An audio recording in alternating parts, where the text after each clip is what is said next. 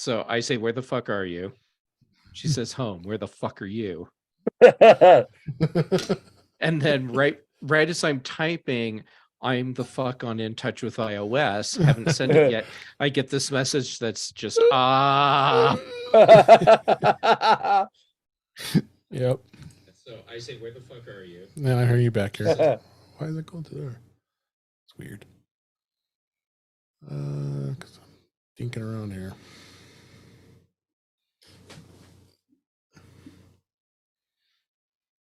Figure that out. All right. Let me Yes. start Welcome to In Effing Touch with effing iOS. effing. You're right. All right. Let's tweet. There.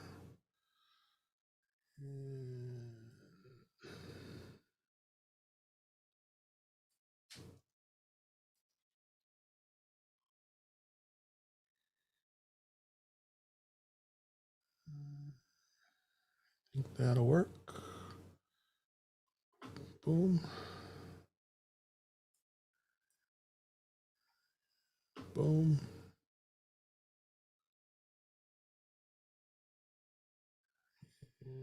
And Oh, I need quiet keyboard. oh, no, I need to do the shortcut. Hello, everybody. If anybody's here yet. See, Jeff, what you need to do is tell Kelly we have Funko Pops of the Cure in Star Wars costumes. There you go.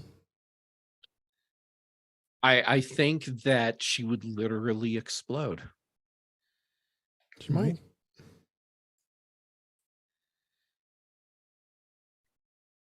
Oh, where?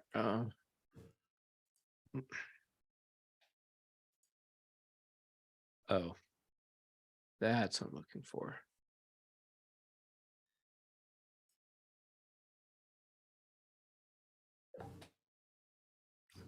Okay. I think that worked. I just got 2 notifications on my watch. So I'll go with yes, it worked. It worked. I'm using that shortcut. Nice. Oh, better see if Kelly's waiting in the room. No, of course not.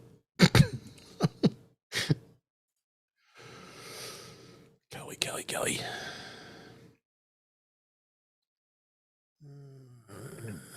There she is.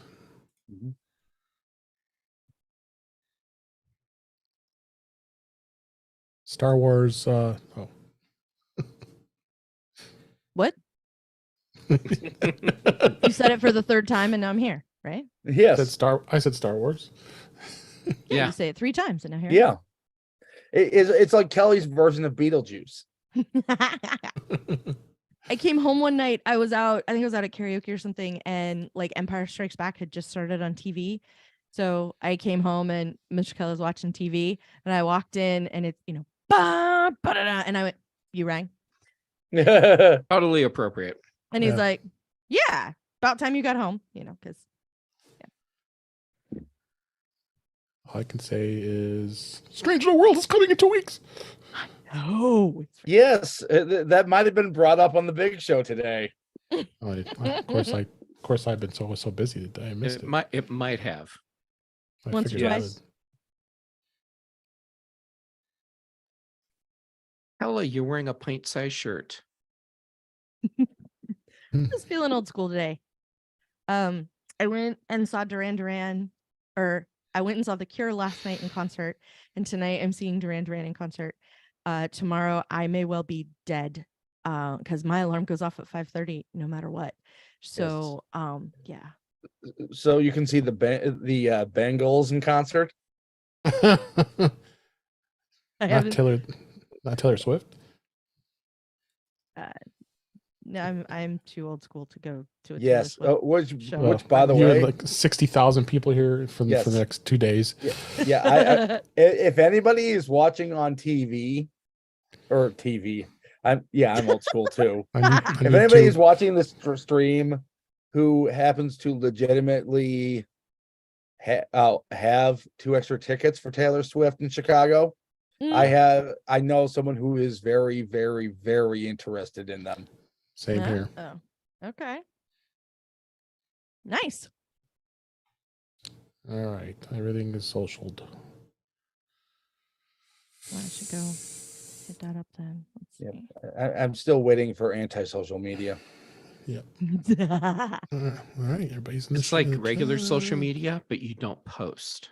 Right. Mastodon, Facebook, Twitter. Done. Let me start this.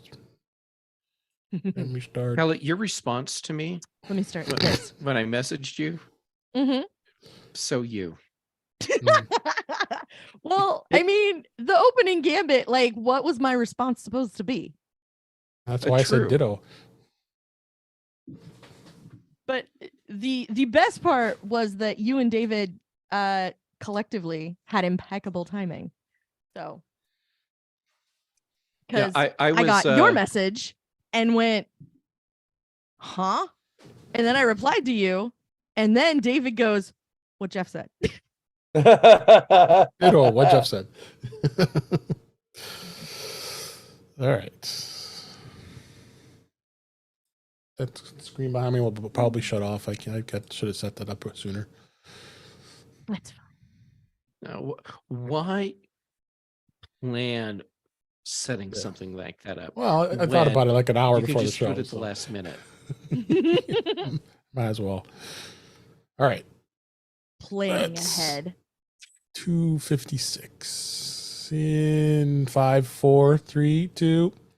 Welcome to episode 256 of In Touch with iOS, the show that talks about iPhone, iPad, Apple Watch, Apple TV, and related technologies. I'm your host, Dave Ginsburg, and Kelly Gamott's back on the show. How you doing, Kelly? Honestly, I'm not really sure. I'm so tired. Yeah, I do like the old school iPod Nano on your shirt there. Yeah.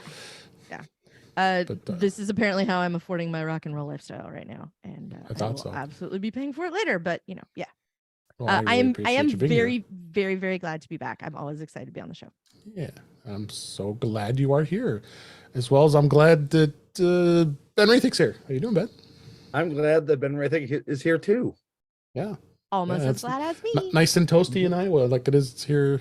It actually cooled down here. Yeah. So Yeah, it's all the way down to 82, which for a lot of people is actually still hot. Yeah. Yeah. Thankfully, my MacBook has really good fans. noise cancellation because the giant tower fan right next to me is on full blast. yeah. Speaking of full blast, Jeff Gammon is here. How you doing, Jeff? I'm glad Ben Raythick is here as well, and the temperature here is very dangerous for Jedi. It is 66. Ooh, oh no. That's Yes, not good. execute temperature 66. That's right. Yeah, So we're working on the Kaminoan lifestyle as well because it started raining a little while ago. So that's where our weather went. Yeah. I was about to say, you know, have you seen The Bad Batch? Oh yes. Yeah. Yes. So not going hardcore. Yeah, no Kamino, spoilers. Which No. I know that's where. Yeah. no spoilers. Speaking of spoilers, we're going to spoil a little bit and talk about WWDC, at least our pre You're pre-discussion. These transitions. I know. Well, I've learned from you the best. So, but it was very light news week because a lot of the eggs are in one basket with WWDC coming. So, but we'll talk. I think what you mean is a lot of the eggs are in one headset. In one headset, right? Exactly. And we got some other topics, and I have a topic that I know Jeff's going to have a bit of a rant on, so that's why I picked it this week. So. Ooh. So it's gonna, I laugh, but it's karma because I intentionally do this to branch off in every single week. well, that's my turn. Does it have something to do with the sky? Yeah, every week I hear that. Anyway, let's go on. We'll hit the news here, and let's just have a show here. First story: Watch OS. Apple released a updated version of watchOS 9.5.1 had some bug fixes. This week, Apple released it. It's a minor bug update designed for the Apple Watch. And it's a free download. It comes right after the heels of 9.5, which just came out the week before here as we record. And you can download it through the Watch app on your iPhone. And of course, like Apple's release notes always say on the Apple Watch, it includes improvements and bug fixes, right? So I would highly recommend everybody go out and install it, because if it is bugs, improvements, yes, you should improve yourself. So any thoughts on that? Hopefully it improves the green screen problem. Yeah, that was we reported that last week. There's that green screen problem here. So All right. I haven't seen it, so I think I've been okay. Yeah, same here. But not much else to say about that other than the PSA. And next story here, we talked about this earlier this week, but Apple released Apple Music Classical for Android before it did iPad and Mac apps. I don't understand why they would do that, but okay. After them buying Prime Phonic in 2021, they premiered the Apple Music Classic on the iPhone at the end of March, as earlier this year. Well, I guess they decided they wanted to put it out onto the Android, where all the Android people can be. Must be a lot of classical music listeners on Android that they thought maybe we should put this on here instead. Perhaps why they might have done that, I'm not sure. But Jeff, what do you think on this? I think it's stupid, but at the same time, it's also good. Okay, it's all right. It's stupid because Show your work. yeah. All right, here we go. Oh, Yeah. not what you meant. All right. So if Apple could roll this out for iPhone, and it's the same code base that you can use on iPad OS and Mac OS, why don't we have it on these other Apple platforms, especially considering Mac OS is where this would be super useful, because you can use a DAC and have higher audio quality. Exactly. External DAC. Rolling it out on Android, okay, sure. The development team that's working on the Android version is not going to be the same team that's working on the iOS version, because don't cross the streams.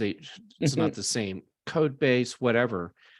So maybe the Android version is just done now, but it still doesn't excuse not rolling out iPad and Mac OS for Apple Classical. They rolled it out on what to me is the most hobbled version, or the hobbled platform for listening to classical. Yeah. What do you think, Kelly?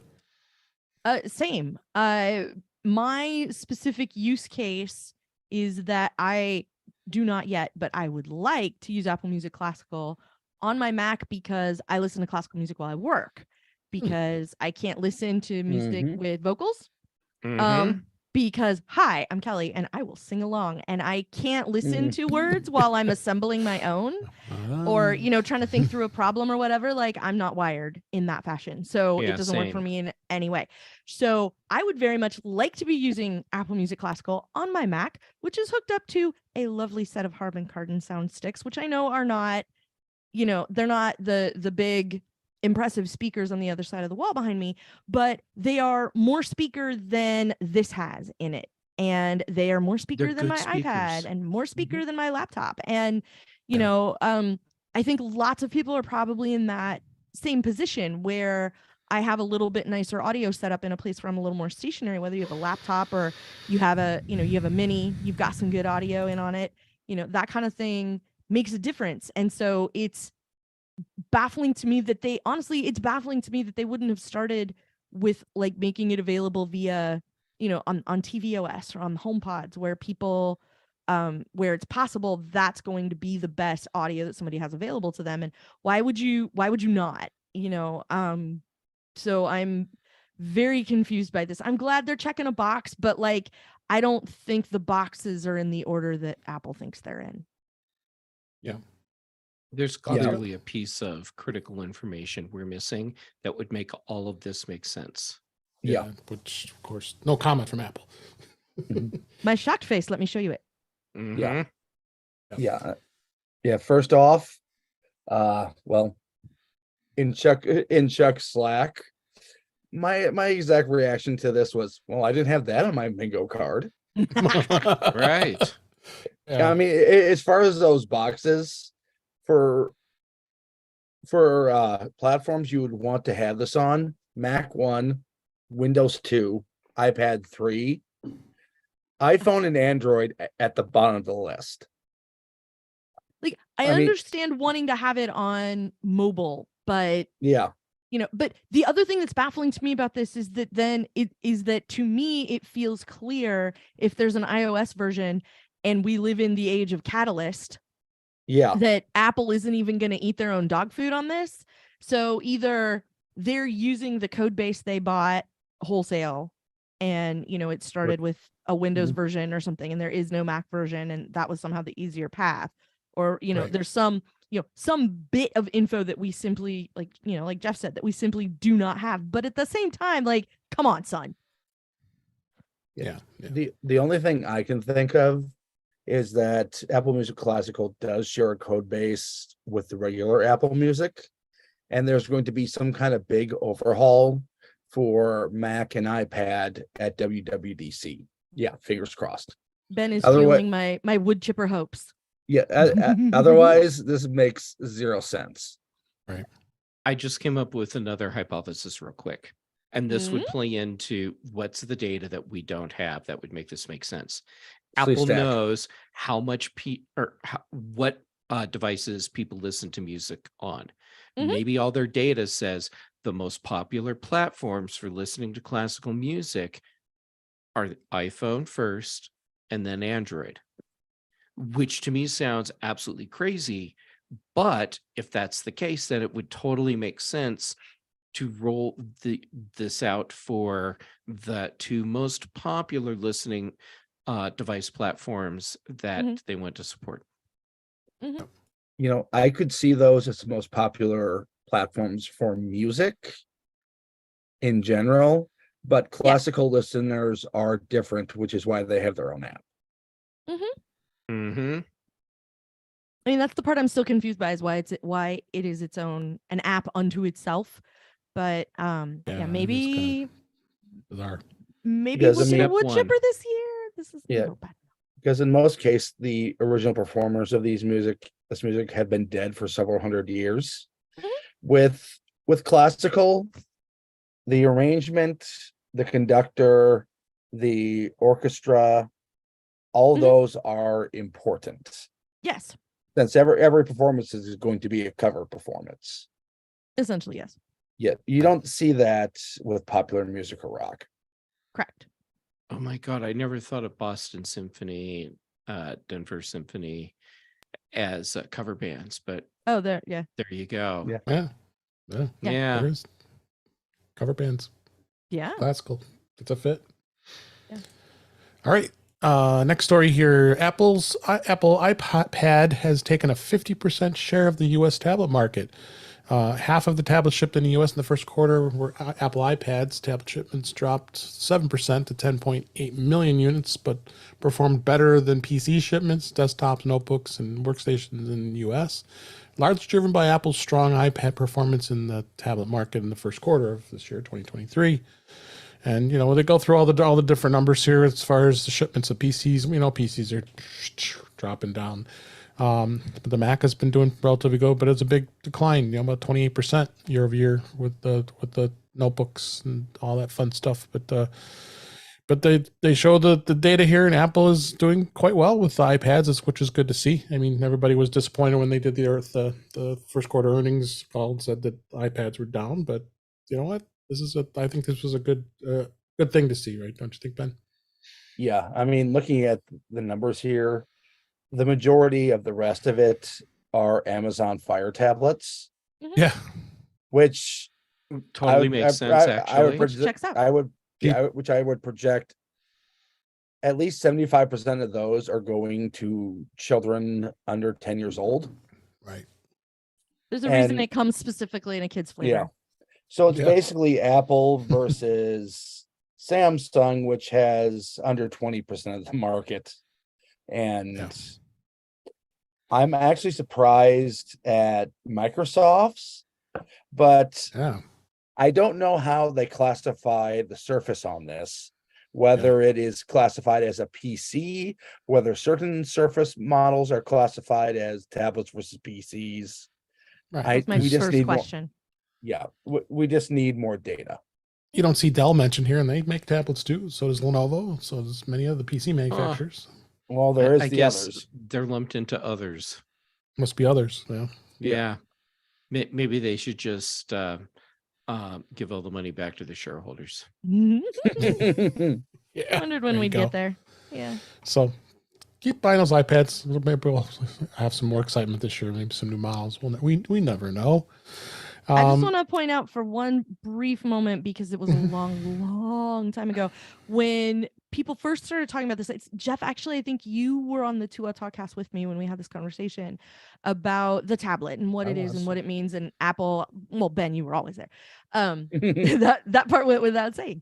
And that specifically, what I said was going to happen is that more people were going to buy tablets. They weren't always going to be iPads. An iPad was never going to be, at the time, I don't even think we had a name. If Apple made a tablet, it's never going to be 100% of the market. But because it exists, it is going to make the market bigger. There's going to be more people who are going to look at tablets and realize the Kindle Fire is for them, or the Google, at the time, the Google Pixel tablet that was amazing that they made, and went, wow, that was too good of an idea. We better stop immediately, and have done so. Because I actually really liked that little Android tablet. It was awesome. So I think that this is being proven. Like, way more people are buying tablets now, and relatively Apple is half of them, which is an impressive number, even if they're not selling a million billion. If they only sold a squillion last quarter instead of a kabillion, whatever shall we do?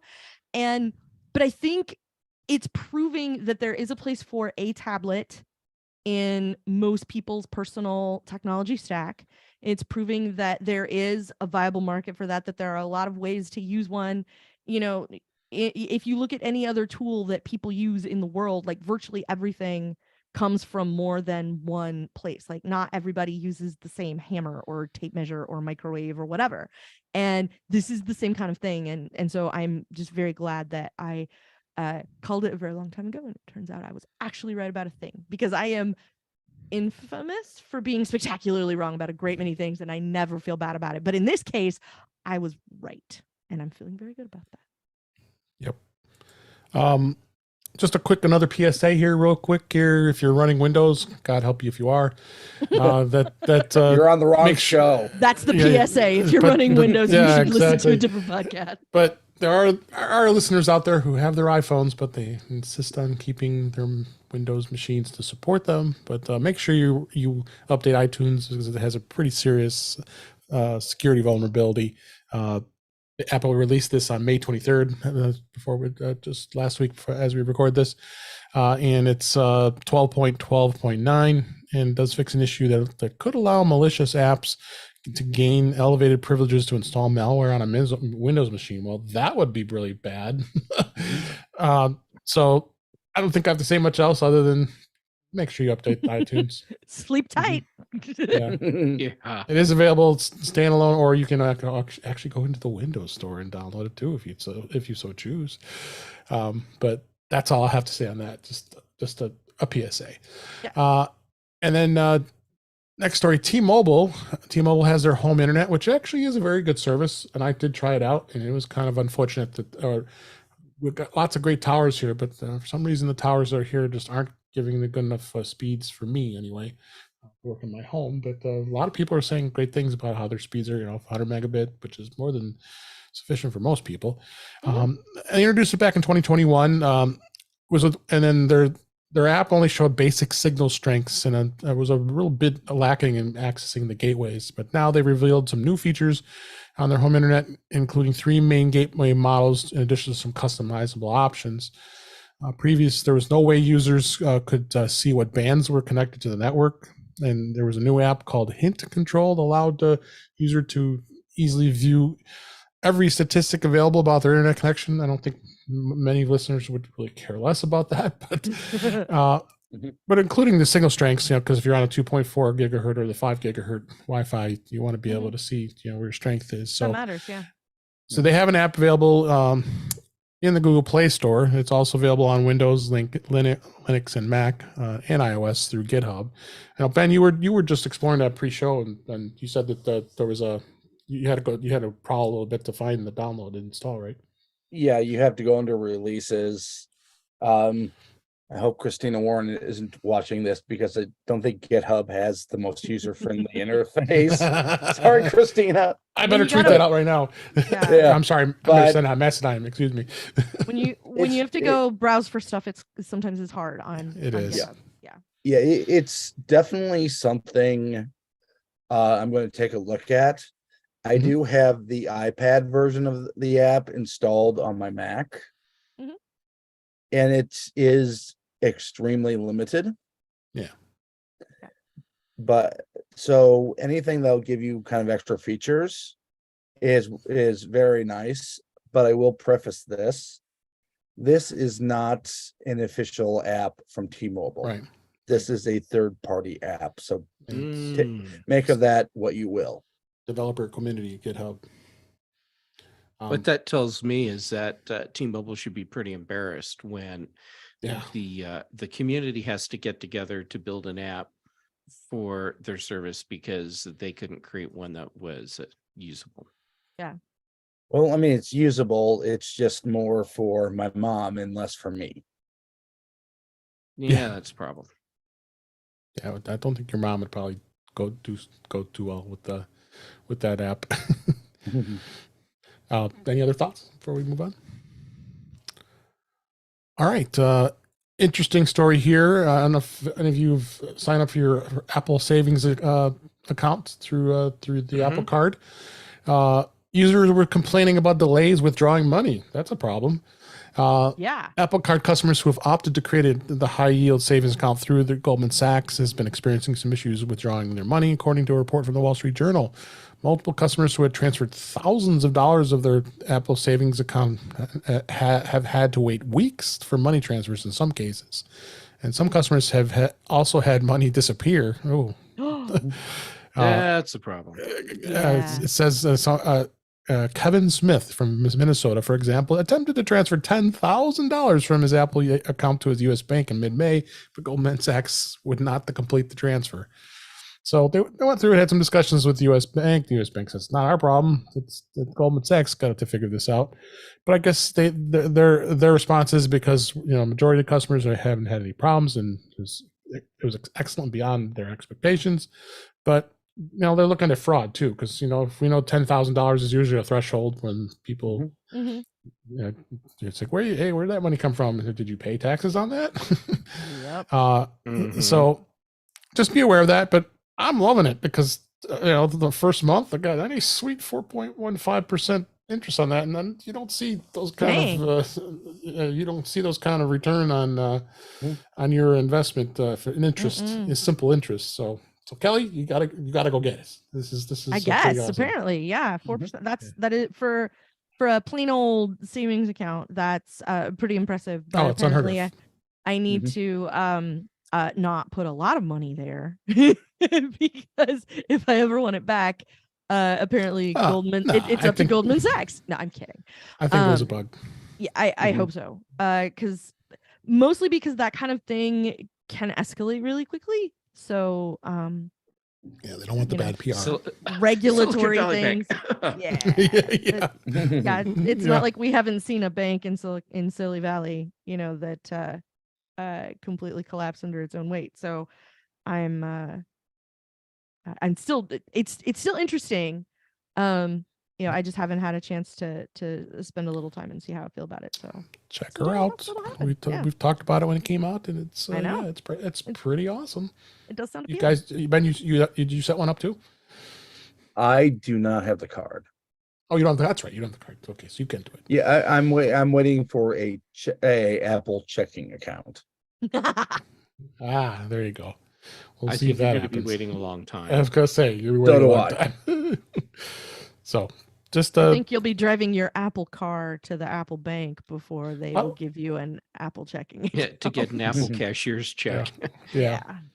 A lot of PSAs this week in the news, but yeah, just be aware of it. I don't think it's gonna. It's an isolated problem. So, Mhm. this is sad to talk about. Apple has said the Thunderbolt display on the original iPad Air is now obsolete. And Apple this week added the Thunderbolt display. I love that monitor. I had one. I'm sure many of us did. And then the iPad Air, I had one of those too. And now it's on the obsolete products list. Means that you no longer can get are eligible for repairs. So that that feisty Thunderbolt display with the power cord would always break and you couldn't take it out.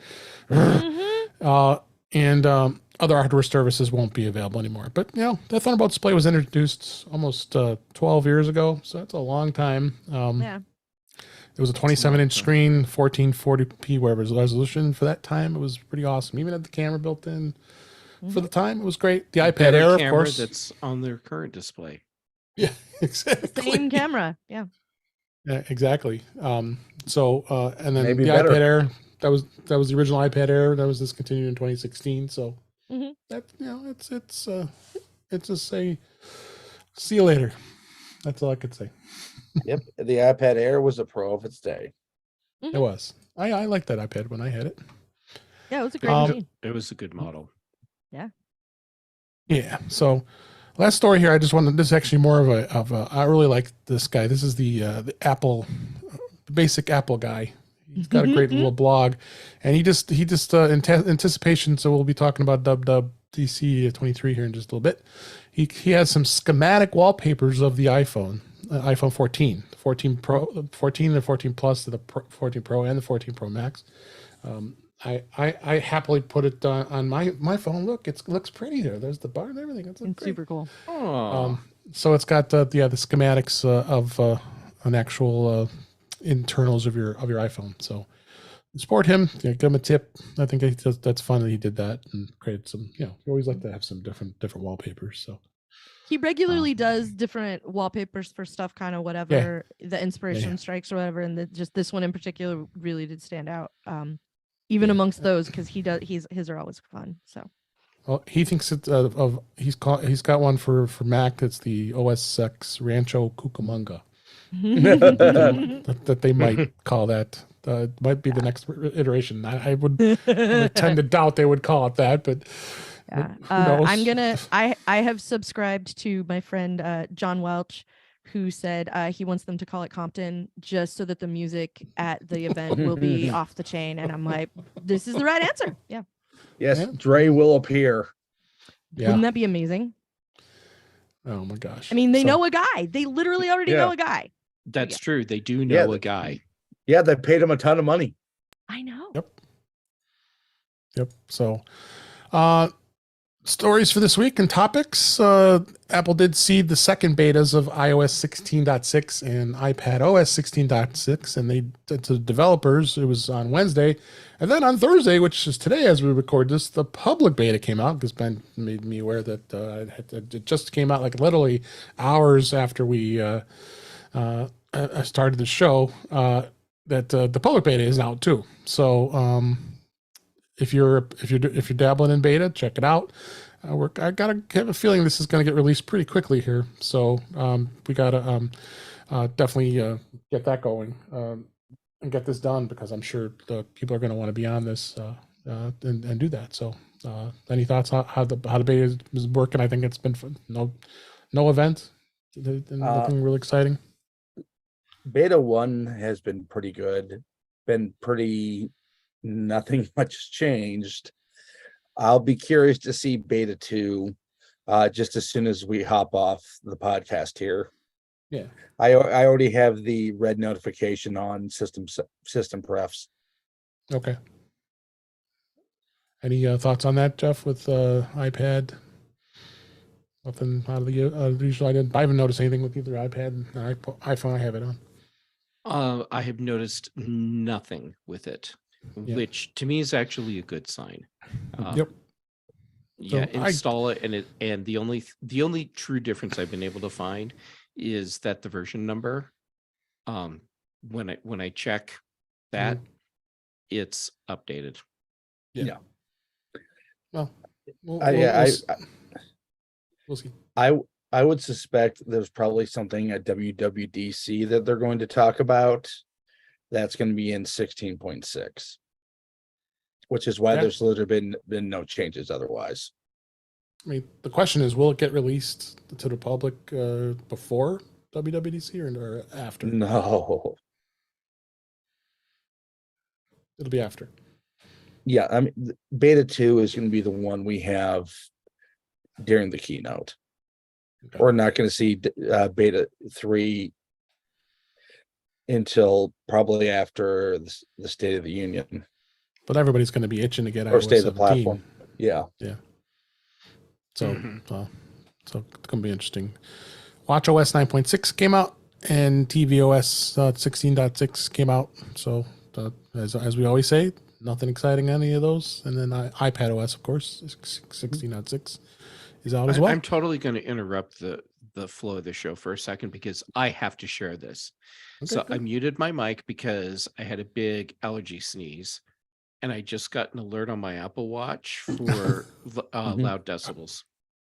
I have heard you sneeze. That's great. Oh my gosh. You know, Jeff, sneezing all the time can hurt your hearing. What? Yeah, exactly. Okay, sorry about that. No problem. All right, Game on. let's go on and move on to the pre WWDC discussion. You know, I wanted to review some of the rumors and give some of our predictions. I know we do this on the Mac show where we do our bingo, but I thought it'd be fun. You know, the day before we do that we throw out some of our predictions here beyond what everybody's reporting. You know the obvious when it comes to that, which includes the AR VR headset and the rumors of the Macs, the new MacBook Air. The chances are saying that's very high. Of course, all the software we'll know iOS 17, of course, iPad OS 17, Mac OS 14, all that stuff, and the Mac Studio. So I'll start with you, Ben. What are you hoping to see that they already haven't talked about here at all the rumors that we see? I might be the minority on this one, but I really hope the DMA is addressed during the keynote. Okay. And for those who for those who don't know what that is, what is that? That is the European Union's digital. I'm thinking of the RDMA, the Digital Millennium Act, but right. the Digital Markets app. Essentially, it means that if you have a device like an iPhone, Apple isn't legally allowed to be the only game in town in the EU. No. And as we've seen with previous EU legislation, other countries and jurisdictions tend to copy those EU laws shortly after. Mm-hmm. they're like the California of Europe. which ironically, with the EU Privacy Act, I forget the name of it. GDPR. Yeah, GDPR. California pretty much copied it word for word. Mm-hmm. And where California goes, the rest of the states inevitably go. Mm-hmm. Well, let's hope. What about you, Jeff? Is something you were hoping to see beyond what we're seeing here? You know, there's one feature that I ask for every year in the new version of Mac OS, and every year it does not happen. And that one feature is to stop letting applications steal focus from the window that I have currently selected. Yes. Reach. Yeah. So I know it doesn't sound like a big flashy thing, but trust me, when it happens, it will be fracking huge. It's a big security thing because I have had chat apps intercept my feed while I was typing in my password. Oh, sure, yeah. Yep. Or you have some rando dialogue that pops up in the corner of your screen, and there's no input for it. So you're sitting there typing, and you're 3 paragraphs lost before you realize that you're not even in your document anymore. Mm. Yeah. So that's my big thing there. What I would like to see that we haven't seen anything about yet.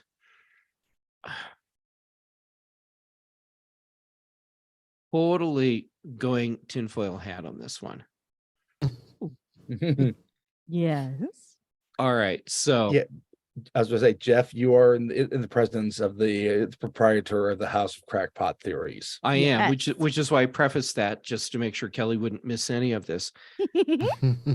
Okay, so we have the Mac that lets us do everything for Apple, including be a developer machine. I would love to see Apple make a dock of some kind for pro users for iPad. So this would be an iPad Pro specific thing that takes your iPad and makes it like the old Duo Dock MacBook. Oh. And so you have your Yeah. full-on developer machine at your desk, because at that point it has all the Mac horsepower. And then when you pop it out, now it's your regular iPad Pro. Mhm. I like it. Yeah, you know I support this because I wrote a couple thousand words on it. Yeah. All I right. like it. So Apple, we have all come together to bring this to you. Don't let us down. Hashtag free the iPad. There you go.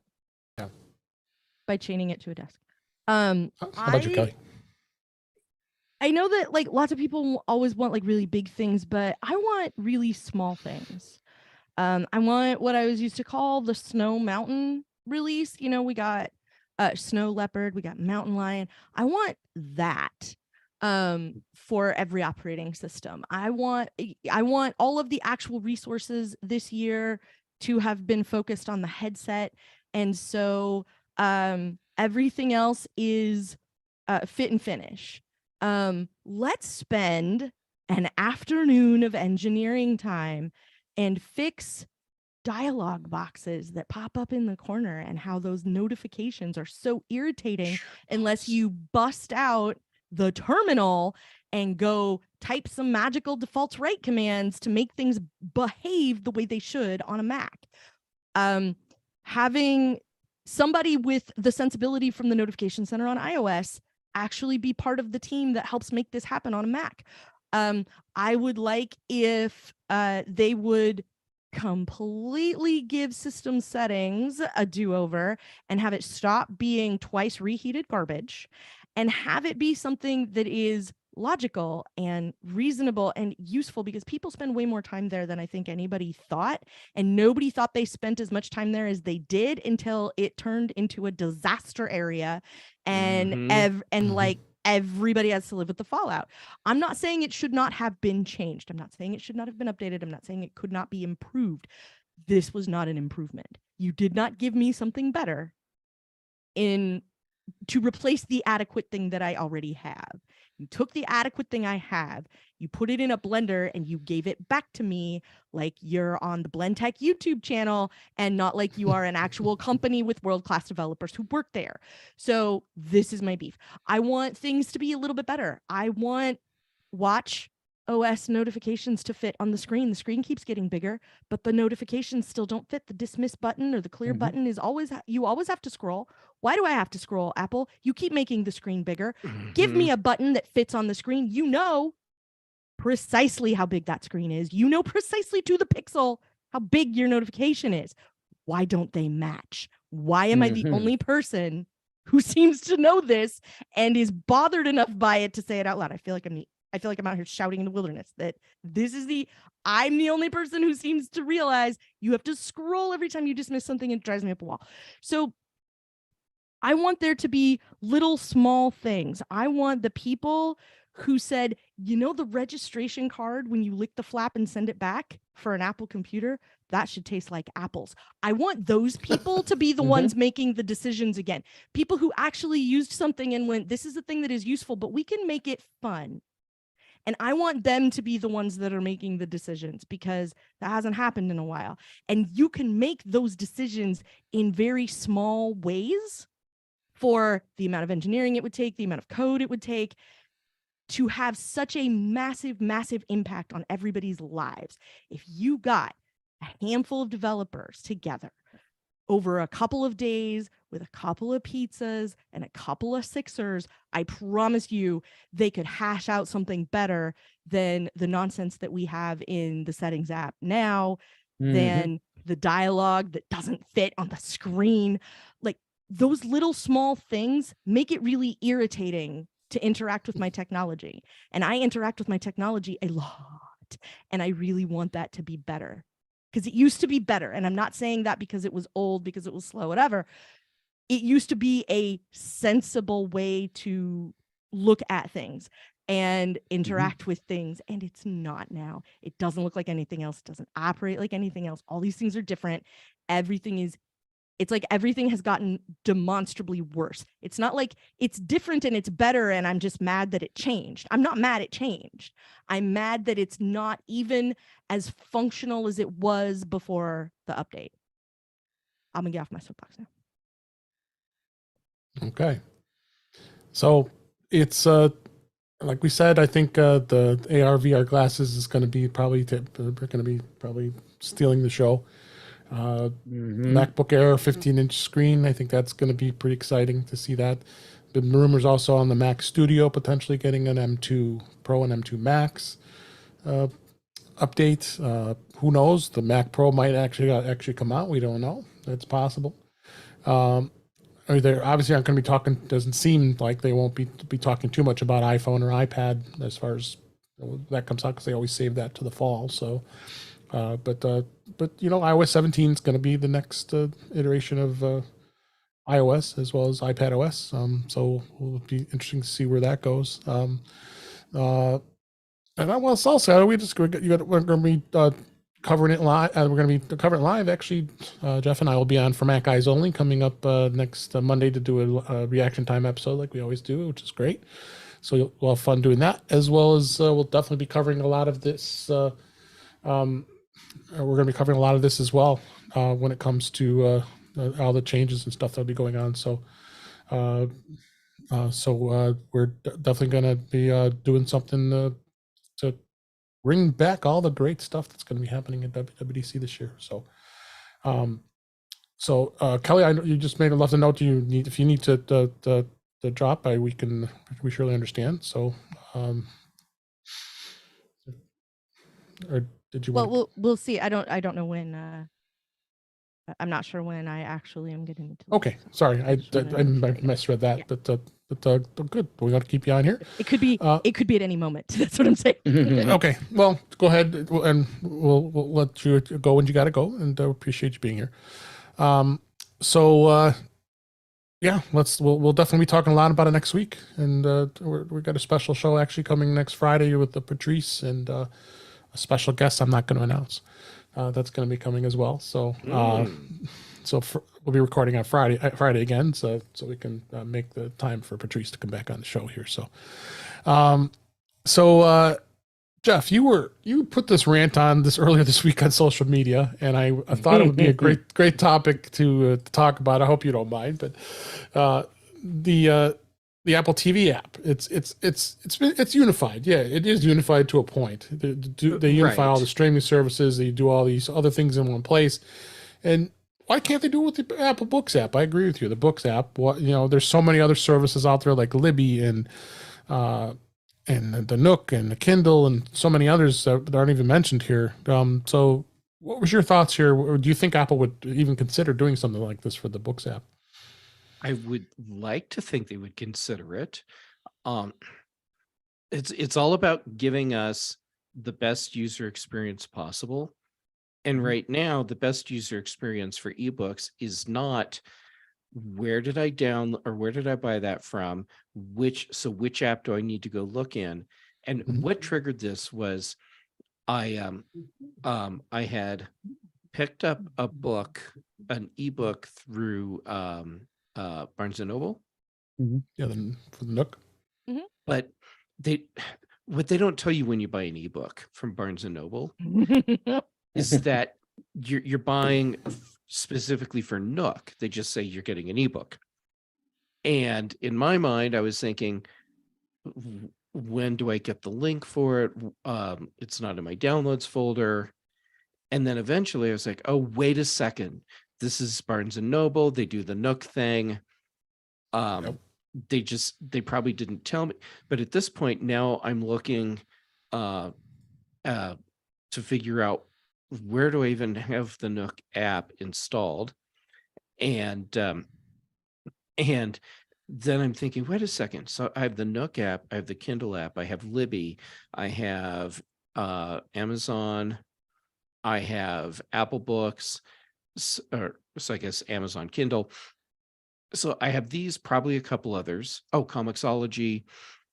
And I realized I'm looking across all these different apps and I'm finding books that I didn't realize that's where I had this one book. And then I look somewhere else and I'm like, huh, I don't even remember buying this, but I did because it's showing up in the library.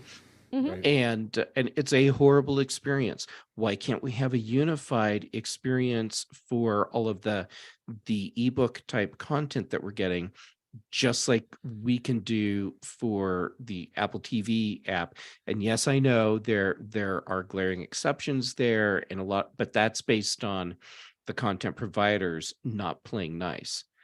So Right. still, why can't we have this so I can just have one place to go and look for all of my ebooks? Jeff, agree. do you know where we have exactly what you said there? Movies with Movies Anywhere. There needs to be a Books Anywhere. There needs to be an Apps Anywhere. Yeah, I agree. Yeah. Setup is kind of like that with apps, but it's still different. But I service, mean, it's but- just, you buy it through one service, you get it on all the services. yeah. I agree. That would totally make sense. Yeah. My guess is that there's probably something to do with licensing that that publishers don't want to go along with. I mean, publishers right now are doing the most insane things, like if you're a library, publishers are going out of their way to screw you as a library. So why would they want to work with Apple to make it easier for us to read all the content we're buying anyhow? Well, Apple was also the only one that ended up in court, like in trouble for price fixing or whatever. So I kind of like, to me, it checks out that Apple has sort of abandoned books, so to speak. Like the app hasn't had a significant update in some time. People who try to publish things on the Apple bookstore, sometimes that's really frustrating. Like I've talked to a couple of people who've had, that kind of issue. And I wish that it were a better experience. And once again, I feel like there isn't anyone at Apple that spends a lot of time reading in that app, or they would, it might get some changes. It is definitely frustrating to try to use, and especially with all the different apps out there. There was like everything that you did have in Comixology that's like now in Kindle, but it's not, because Comixology was the same, but now it isn't.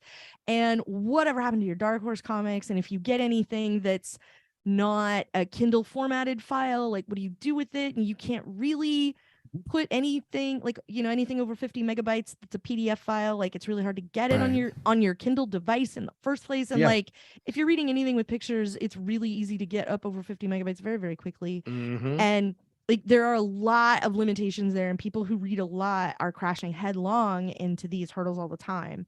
And I don't know what's to be done about it, but I feel like somebody needs to step up and do it. And I can understand why Apple doesn't want to after all the legal drama, but I wish someone would. I wish Amazon would just be like, yeah, you own this, but over here, because you told us it was okay to to look there to see if you have books, and like like the TV app does. It's very frustrating that that's how it works. Like, like if I want to check out an audiobook from the library, I can't listen to it in any place else that I listen to audio. It's a special thing that I can only do in the Libby app.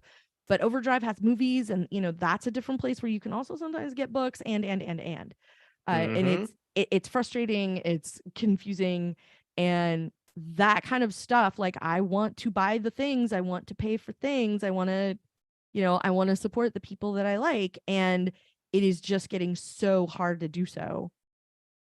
This is there used to be the graphic that went around about, like, you buy a Blu-ray movie and you put it in the DVD player and you get an ad for the movie that you bought, and then you get another ad about how Blu-ray is amazing, and then you get an ad for other movies by the same place, and you cannot skip any of them. And if you go download a movie from the internet for free, you push play and you watch your movie. Yeah. So you tell me which one has more appeal.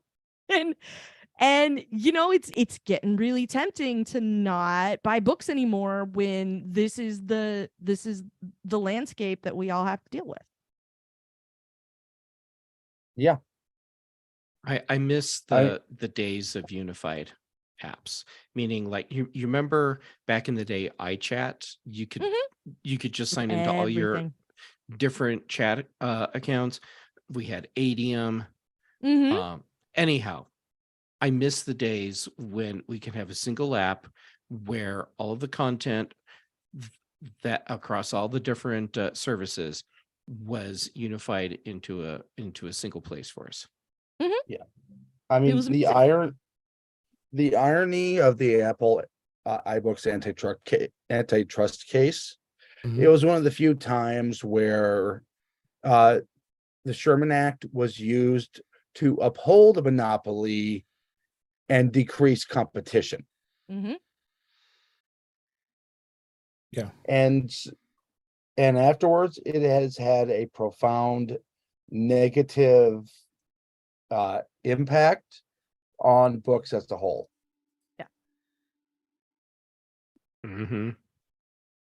Yeah. So, no, I agree with all of what you've said. There's just so many different book apps out there. I mean, especially the library apps like Libby and others that you get the free books. Why can't you incorporate that to make it easier for all of us? You just to go, it's your public library. You pay your taxes, pay for that. Why can't you include that as part of Apple's ecosystem, just like they do with TV and the Apple TV app? I mean, it's and that's something that has to be done. You just really got to get that going, and really do what you got to do to get this going, because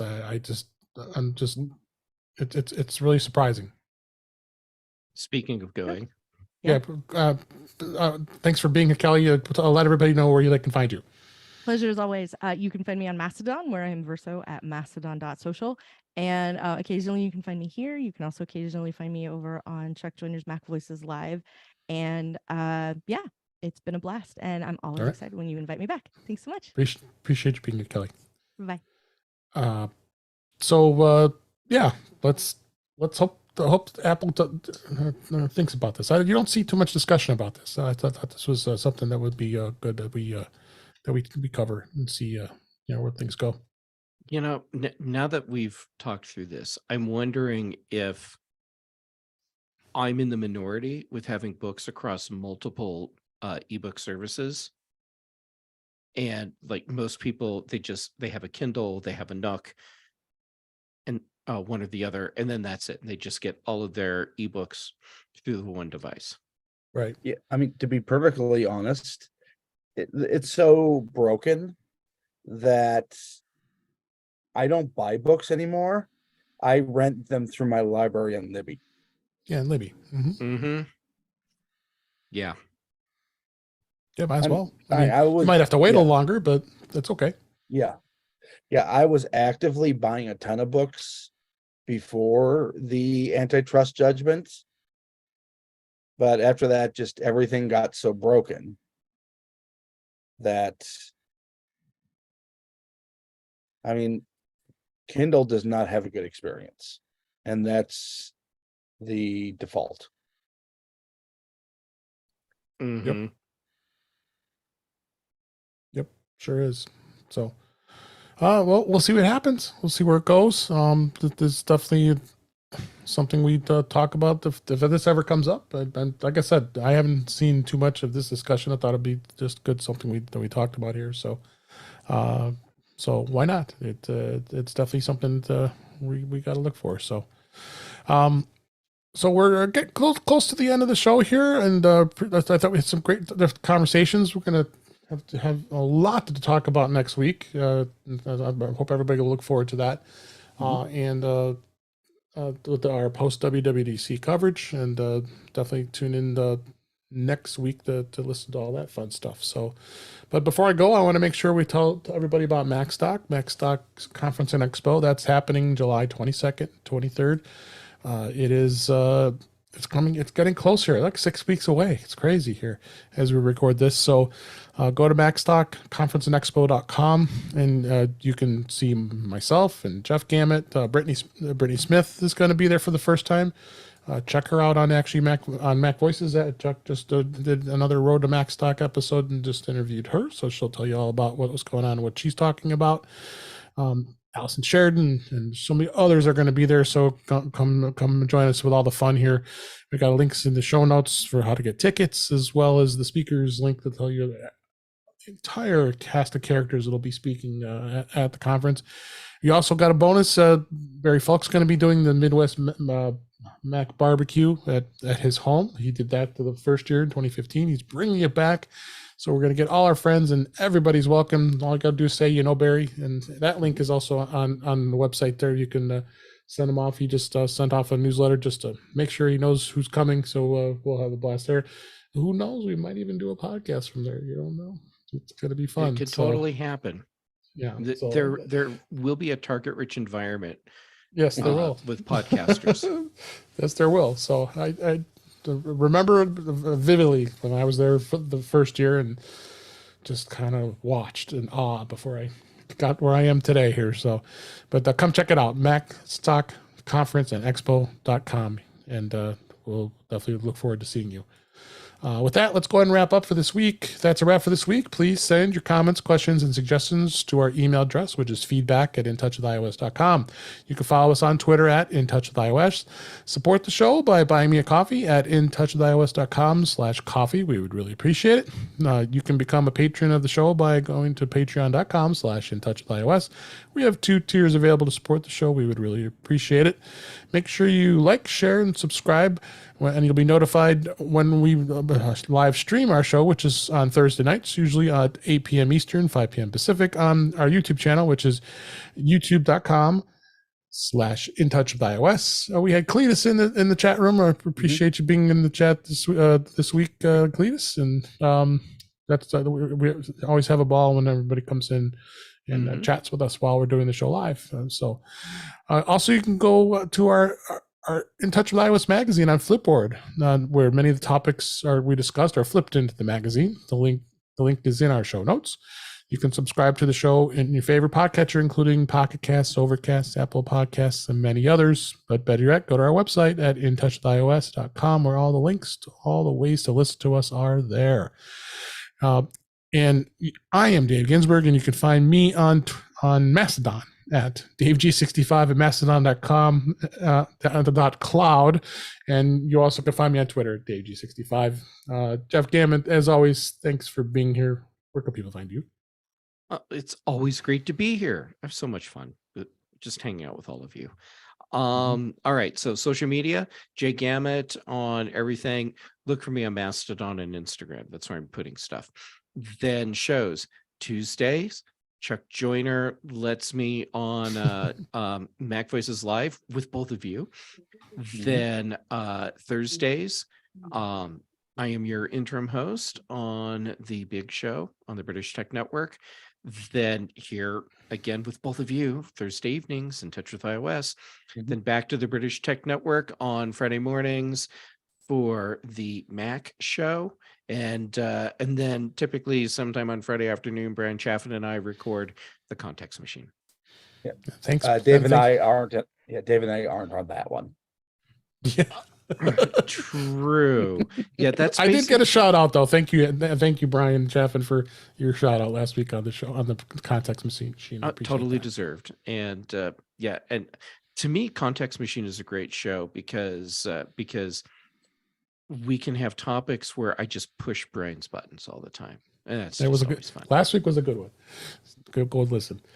Thank you, Jeff. And Ben Raythick, as always, thanks for being here. Where can people find you? You can find me at Ben Rethig on social media. I should be able to be found on most of the Mastodon instances, and they'll link back to my techhangout.social account. You can find me at my website, raythig.tech, and everything Jeff just said except for the Context Machine. That's right. Well, thanks again for being here. And thank you for listening. We hope you enjoyed the show. We enjoyed doing it. But until then, we'll talk again soon. All right. Thank you, everybody. You can find Kelly on her way to the concert. Yeah. You're right. Yeah. Time was tight, so I didn't, because that whole thing on streaming, I'll say that to another time. Yeah. But yeah, Comcast, I don't know if they're giving up or not, but that article on their Now TV, I guess they're calling it. That's what I whether they're giving up on it or not, everybody else is. Oh yeah, it's inevitable. Yeah, it's a weird. Thanks, Cletus. Market. Appreciate you being listening and being in the chat. Yep. Hey, Cletus. So, with that, right, gentlemen, I have to hit the road too. Yes, me too. And I'll stop the live stream. See everybody.